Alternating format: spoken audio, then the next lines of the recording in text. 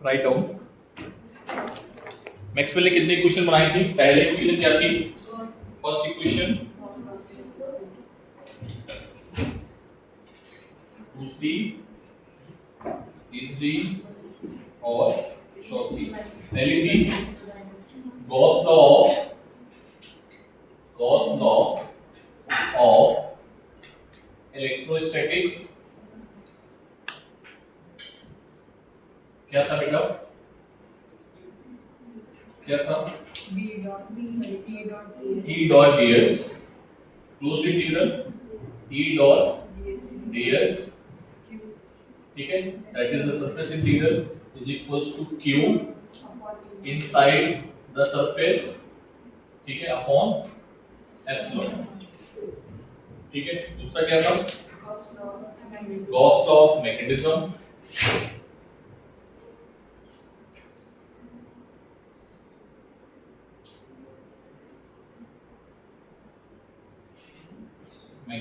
क्या था बेटा? और तीसरा कौन सा था? फैराडेज लॉ या एम्पियर्स लॉ? Faraday's law. तीसरा था एम्पियर्स लॉ को बाद में चेंज किया था, ठीक है, एम्पियर मैक्सवेल ने, तो हम इसको बाद में लिखेंगे, ठीक है, ये चेंज होके आया है। Faraday's law of electromagnetic induction, ठीक है, गेट मत खोलना, बस बोलो बेटा, बस बोलो बेटा। Faraday's law of electromagnetic induction कौन है?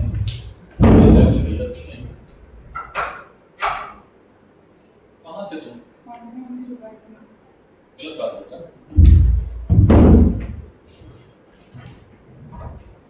चौथा है एम्पियर्स मैक्सवेल लॉ। क्या था? एम्पियर्स मैक्सवेल लॉ, ठीक है। ये लॉ जो था एम्पियर्स के फेल होने के बाद आया, और वो फेल कहाँ पे हुआ था, एम्पियर्स लॉ कहाँ पे फेल हुआ था, उसको भी देखेंगे, ठीक है, प्रॉपर तरीके से। मैंने कल शायद आपको बताया था एम्पियर्स एक्सप्लेन करने में फेल हुए। So this was the like this B dot, ठीक है। फैराडेज लॉ क्या था बेटा? फैराडेज लॉ था E is equals to minus का d phi d upon dt, और इसको सर ने क्या लिखा था? Closed integral E dot dl, ठीक है, is equals to what? d phi b upon dt, ठीक है।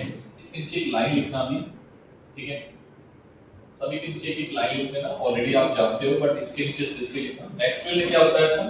मैक्सवेल ने बताया था आप जहां तक बोल रहे हो वो सही है, किससे बोला? एम्पियर्स ने। लेकिन जब आपकी कहानी आती है एसी में, तो फिर वहां पर आप फेल हो रहे हो, तो उसके लिए हम थोड़ा सा चेंज कर देते हैं आपकी लाइफ में, और आपकी लाइफ में हमने क्या चेंज किया है? एक करंट का नाम और ला दिया है, जिसका नाम क्या है? Displacement current. वेयर IC क्या था? IC का नाम क्या था? Conduction current. कंडक्शन करंट मतलब जो तारों में फ्लो होता है। और ID का नाम क्या था? Displacement current. Displacement current. तो उन्होंने बोला भाई ये तुम बता दिए हो, हमारे में करंट को ऐड कर दिया, इस फॉर्मूला तो बताओ बच्चे कैलकुलेट कैसे करेंगे। उन्होंने कहा भाई देखो ये हम फॉर्मूला दे रहे हैं और इसी को लेके जाओ, ठीक है, और इसी से कैलकुलेट करवा लेना, ठीक है, इसको लिखना नहीं। चलो लिखो, फिर मैं कांसेप्ट सिखाता हूँ डिस्प्लेसमेंट करंट का, ठीक है। जब यहाँ पे आना तो एक एक लाइन लिखवाएंगे सभी में, ठीक है, और इस पर हमें बहुत चर्चा करनी है अभी जल्दी से।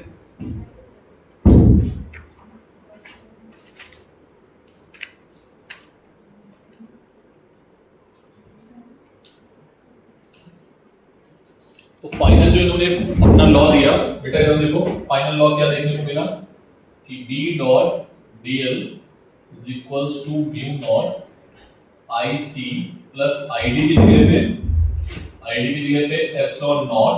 ध्यान से देखना इधर पहले देखो, क्योंकि ये क्वेश्चन डायरेक्टली पूछी जाती है नीट में, जब भी आएंगे तो डायरेक्टली क्वेश्चन पूछने आएंगे, 4 इक्वेशन और कुछ नहीं पूछेगा। या इसको न्यूमेरिकल पूछ देगा, ठीक है, क्योंकि जेई मेंस ने अभी तक सिर्फ इसको न्यूमेरिकल पूछा है और बाकी इस पे डिटेल में नहीं है, ठीक है, ध्यान से देखना। थोड़ा और मैं इसको डिटेल में सॉल्व करके लिखने की कोशिश कर रहा हूं। म्यू नॉट का अंदर मल्टीप्लाई कर रहे हैं IC into mu naught plus epsilon not और म्यू नॉट को हम लिख देंगे C स्क्वायर। कितने लोगों को ये बात समझ में आ गई है? कितने लोगों को ये बात समझ आई? बताओ, इसको ये बात समझ में आ गई, वेरी गुड। इसको नहीं आई वो इधर देख ले, फॉर्मूला होता है, वेरी गुड, ठीक है।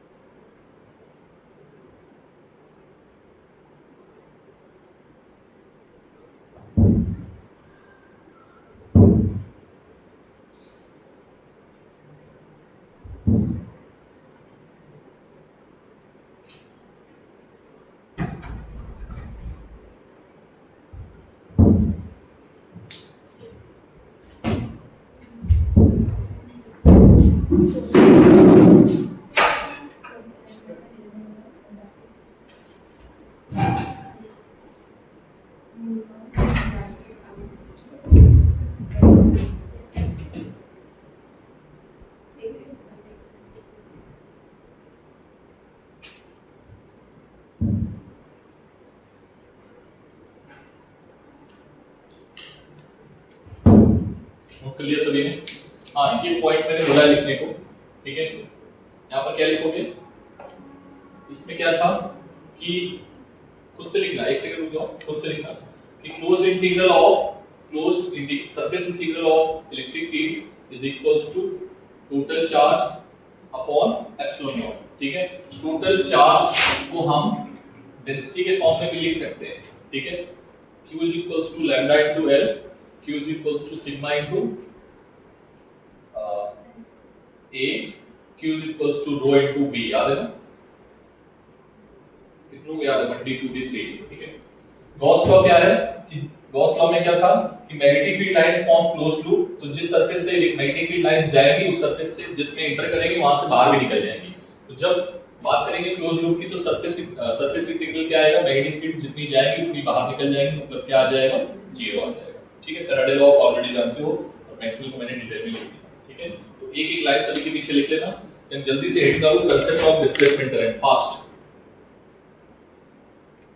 पहला मेरा क्वेश्चन है सभी से, इसमें कौन सा बल्ब जलेगा?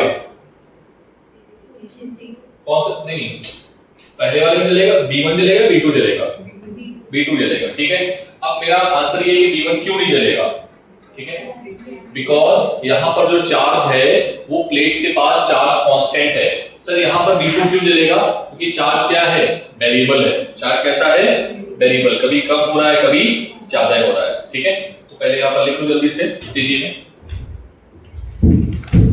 दोनों का आंसर लिखना है ठीक से, क्वेश्चन आया है लेट में।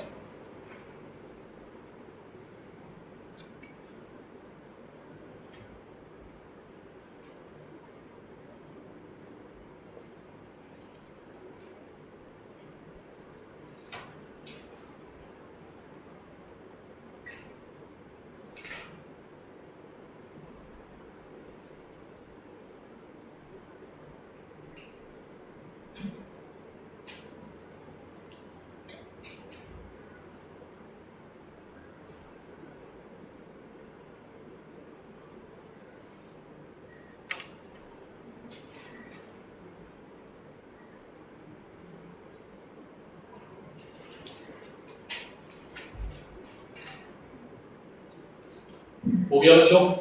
इसमें क्या लिखोगे बेटा? which one is glow? V2 will glow because it having variable charge, ठीक है, and it having constant charge because it is a DC source and it is a AC source. Answer पूरा as it is लिखना जो मैंने बोला है, ठीक है? फिर इसके बाद आते हैं कंसेप्ट पे, डिस्प्लेसमेंट करंट होता क्या है?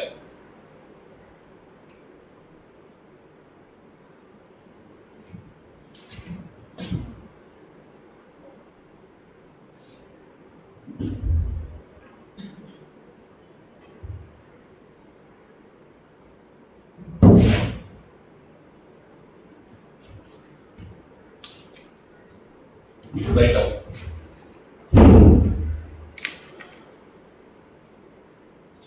पैरा चेंज करके आंसर आपने लिख लिया है, पैरा चेंज करके लिखो जो मैं बोलने जा रहा हूं, ठीक है? मैक्सवेल की थ्योरी जो मैक्सवेल ने प्रेडिक्ट किया था उसको, ठीक है?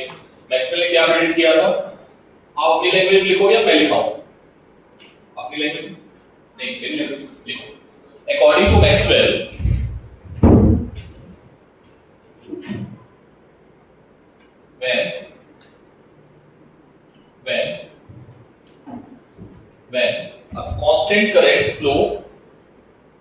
when a constant current flow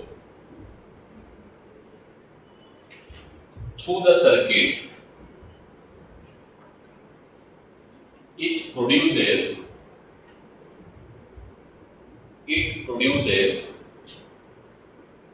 uniform magnetic field.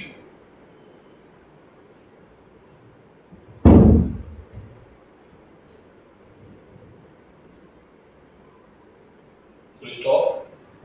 But he observed that if a parallel plate capacitor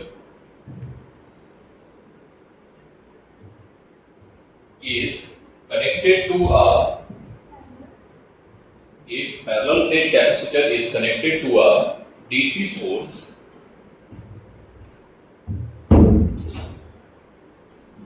then charge will not flow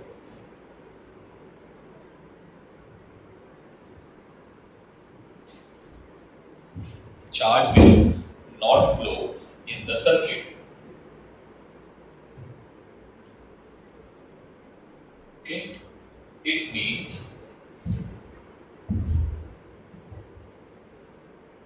circuit behave is in off conditions. Circuit behave as in off conditions.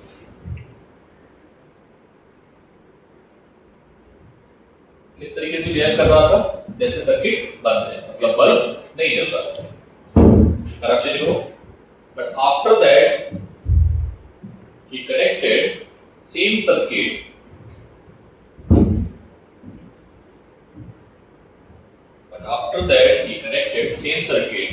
with the AC source.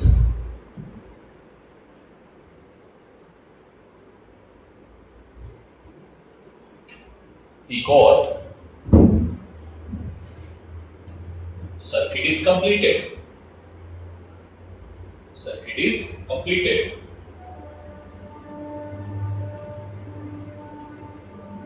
Okay, क्या पाया उन्होंने? Circuit क्या हो गया है? Complete हो गया है, मतलब करंट फ्लो होना स्टार्ट हो गई है। फिर क्या रीजन दिया उन्होंने? ध्यान से सुनो। उन्होंने रीजन दिया कि मैं रीजन भी लिखाऊंगा, रीजन समझ लो। उन्होंने रीजन क्या दिया कि इस प्लेट के पास पॉजिटिव चार्ज है, इस प्लेट के पास नेगेटिव चार्ज है और ये वेरिएबल चार्ज है। कैसा चार्ज है?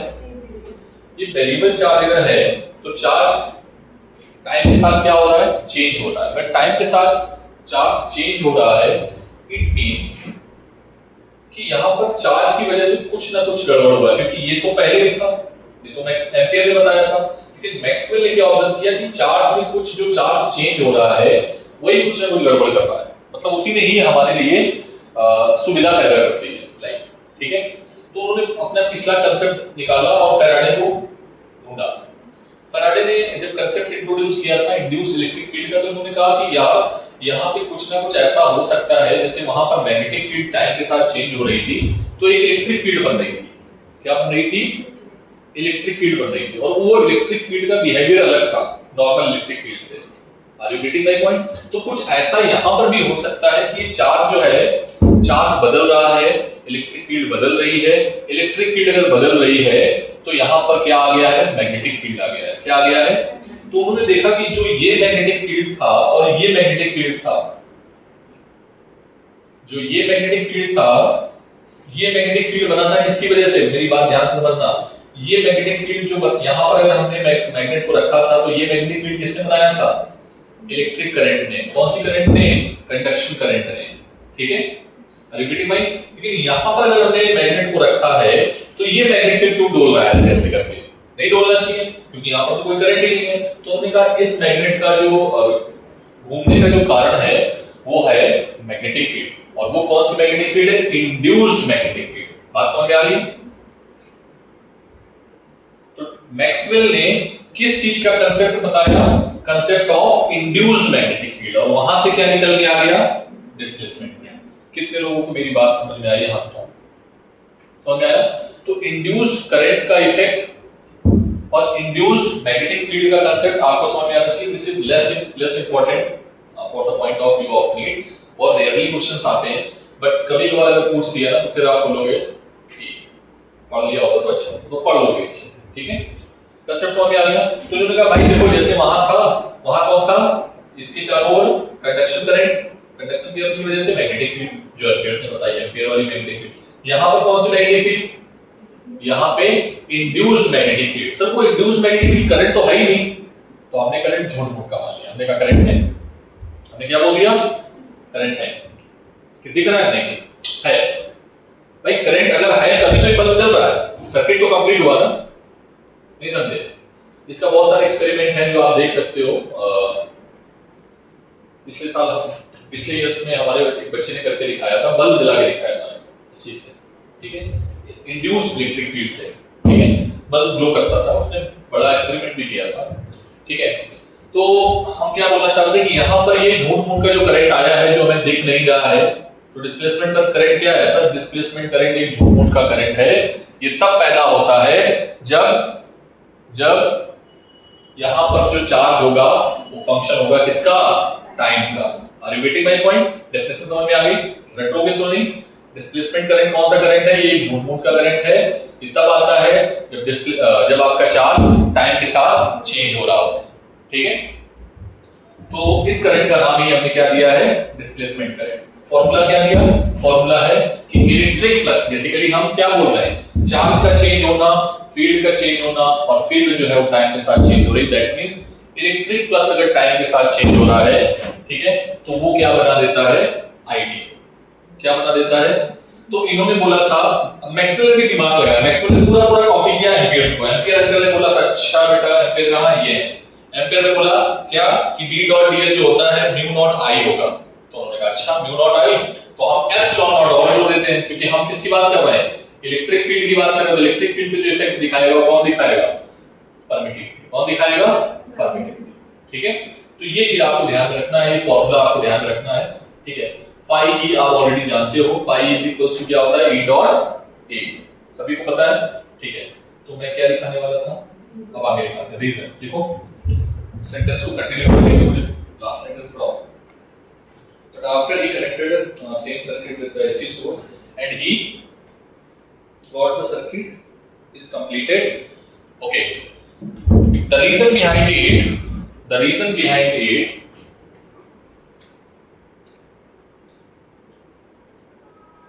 AC source having variable charge with time. AC source having variable charge with time, bracket में, that is variable electric field. समीक्षा ठीक से बैठो।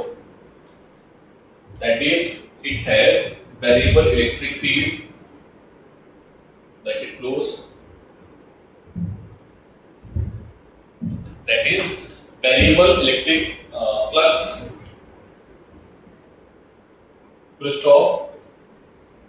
This variable electric field, electric flux, this variable electric flux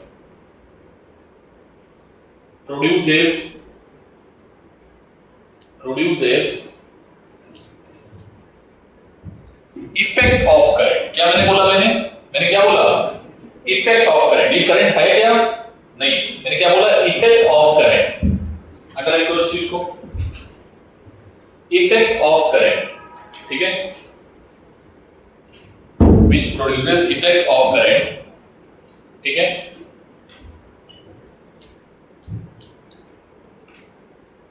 That's why V2 are glowing, V2 are glowing, ठीक है। क्या reason समझ में आ गया? एक्सपेरिमेंट पूरा मैंने प्रॉपर लिखा दिया है। अब आ जाते हैं डेफिनेशन में। इन्वर्टेड कॉमा के तो देखो डेफिनेशन डिस्प्लेसमेंट की करंट की, write down.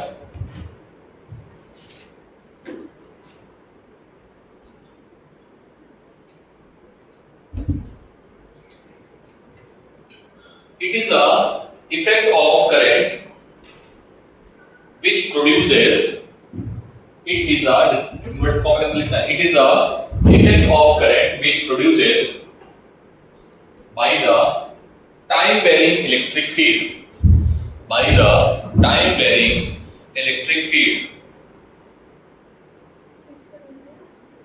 which produces by the time varying electric field, ठीक है, टाइम वेरिंग इलेक्ट्रिक फील्ड। देख लिया? This effect of current is known as displacement current and it is represented by ID and formula लिख लो जल्दी से।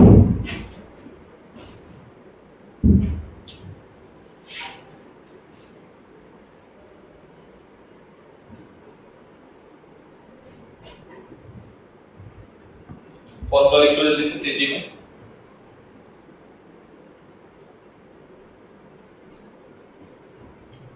Question देखो,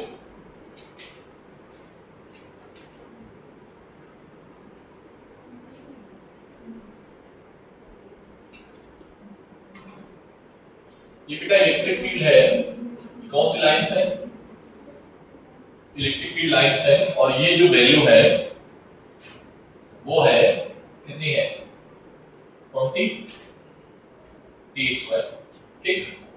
और एक भाई साहब है, मान लो ये भाई साहब है डिस्क, ठीक है। क्या कर रहे हो भाई? ठीक है, ये डिस्क रखी हुई है और ये भाई साहब जो है एंगल बना रहे हैं 30 डिग्री। कितना एंगल बना रहे हैं? आपको निकालना है फाइंड आउट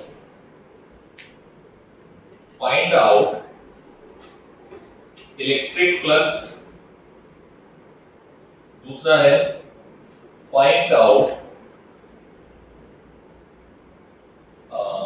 डिस्प्लेसमेंट करंट, ठीक है। क्लियर है बात? क्वेश्चन नोट लो तेजी में। और कुछ इसमें दे दें। इन भाई साहब के साथ में हमने बोल दिया कि इनका जो एरिया है वो कितना है? 4 मीटर स्क्वायर। समटाइम्स इन भाई साहब की रेडियस गिवन हो सकती है, तो आप रेडियस से आंसर निकाल लेना पाई आर स्क्वायर करके, ठीक है।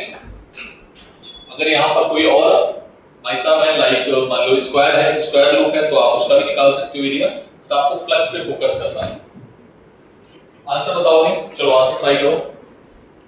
डिस्प्लेसमेंट करंट मैं बोल देता हूं, आपको निकालना है at t is equals to 2 second, ये भी बोल दिया है लो। और फ्लक्स भी निकाल लो at t is equals to 2 second, ठीक। क्योंकि वेरिएबल चीजें हैं तो हमें 2 पे निकालना है, 2 सेकेंड थी, ठीक है। क्वेश्चन क्लियर है सभी का?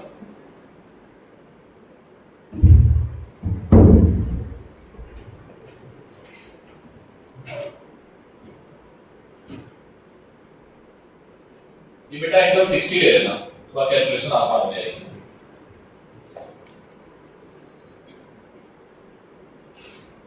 एंगल 60 ले लो, आप कैलकुलेशन आसान हो जाएगी। चले करें? आप लोग करोगे? चलो पहले आप लोग ट्राई करो एक बार, जल्दी से आंसर बताओ।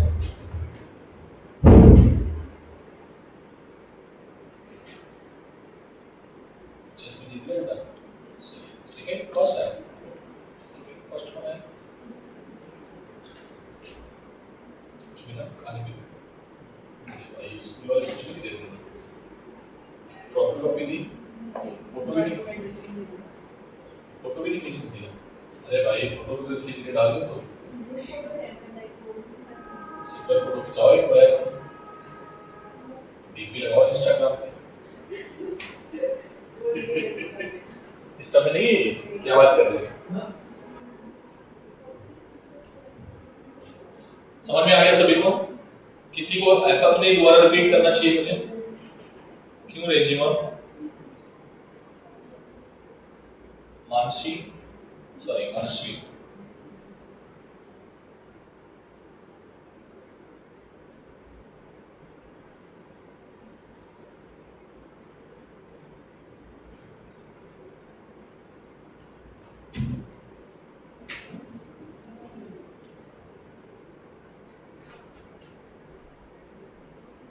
एक एनसीईआरटी का क्वेश्चन है ट्राई करोगे आज वैसे भी ज्यादा कुछ हो नहीं पाएगा तो इसको हम एक क्वेश्चन और कराते हैं एनसीईआरटी का ही